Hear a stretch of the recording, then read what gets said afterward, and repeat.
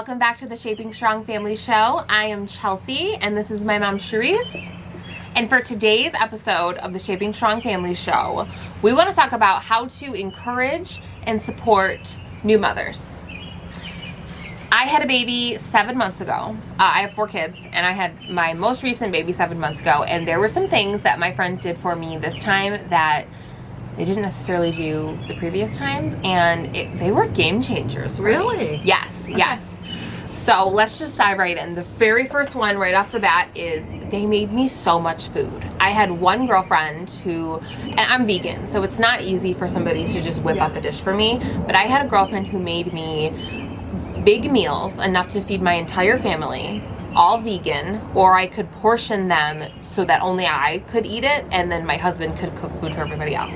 And I think I must have gotten like 8 or 10 meals out of her. That is so nice. I think that is truly the best thing. It really that you is, can do for a new mom. You want to show a friend or a family member, like, hey, I got you, girl.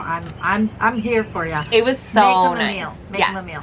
Well, even I had another friend who delivered some meals, some pot pies that were already made that she like bought at this really good pot pie place.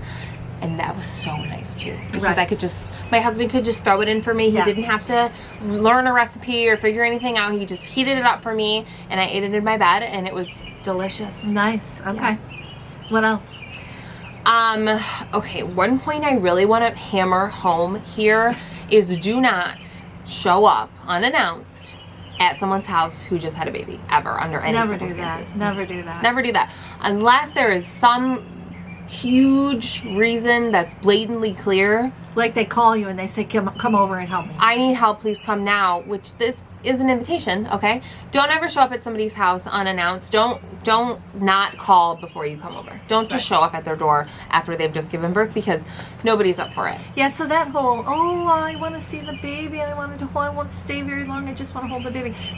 That is crushingly inappropriate with a new mother. When you think about all the stuff they got going on. It's rude. Yeah, so please don't do that. Don't do that. It's rude, it's impolite, and the last thing I wanted to do after I gave birth to my 10-pound baby was entertain somebody. Even if you love them, right? Even if I love them. Right.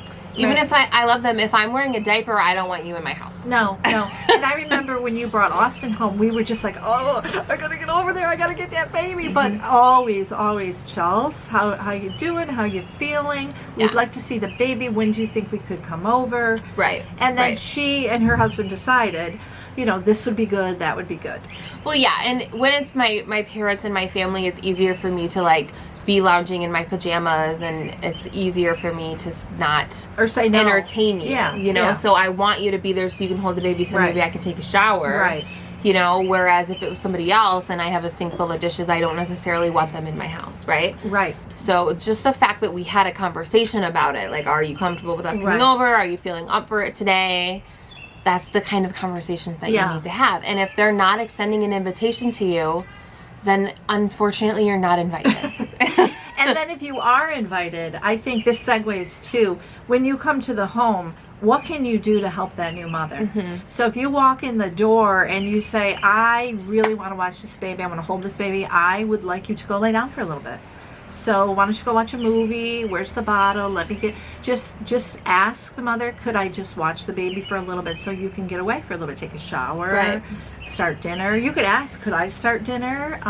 Could I do your switch dishes? the laundry? Yeah, could I switch your laundry? Could I do something? And also picking up the other kids, right? That's a good one. Yes, like dropping them off from school, but just like in the driveway. Yeah, hey, I'll pick up your kids from school and I'll drop them off at the curb right out in front of your house. Right, and it's usually best practice is don't show up at someone's house to see their baby with your kids in tow, because that can be a lot for a new mom. That can be a lot. It doesn't necessarily apply to everybody, but it can be overwhelming for a new mom.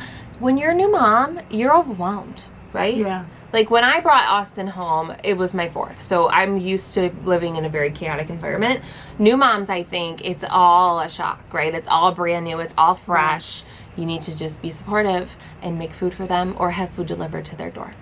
So how do you, like if you want to help in some way, I think a lot of moms might say, oh no, don't worry about it. But how do you really help a new mom? I'm really hammering home porch deliveries. Porch drop-offs are meaningful to me. With the children or the food? With children, well, yeah. If you pick up my kids from school and leave them on the porch, that counts as a porch delivery.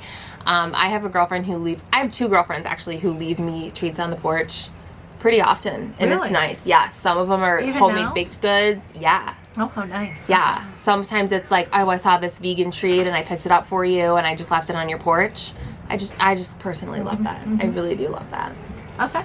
So I also want to say, I had a girlfriend who just checked on me after I had the baby most recently, and she would just like send me text messages every couple of days and be like, how is your mental health?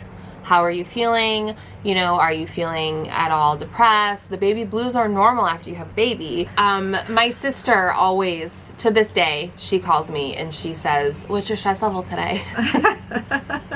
On a scale of 1 to 10, what's your stress level? And I share with her whatever my number is that day, and she shares with me her number that day, and we talk about why we're stressed, and sometimes just talking about it makes it better. Yeah. Just to know other people are stressed too for various reasons. I like is that. helpful. Yeah, I like that you specifically, like someone who cares about you, is addressing your emotional health. So it's not about dinner or the baby or your husband, Right. or it's about like how are you truly on the inside. Exactly. Yeah, and that's important. I think that can easily go overlooked in new parents and new moms. Okay, so is there anything else that we can share? I think that's a good start. Hey, write us, right? Let us know if there's anything else about this topic that you want to know more about. Yes, feel free to leave a comment down in the comments below if you have any questions about this or other videos, or if there is a topic that you want us to cover and talk about on the Shaping Strong Family Show. And that is it for this video. We will see you in the next one. Bye.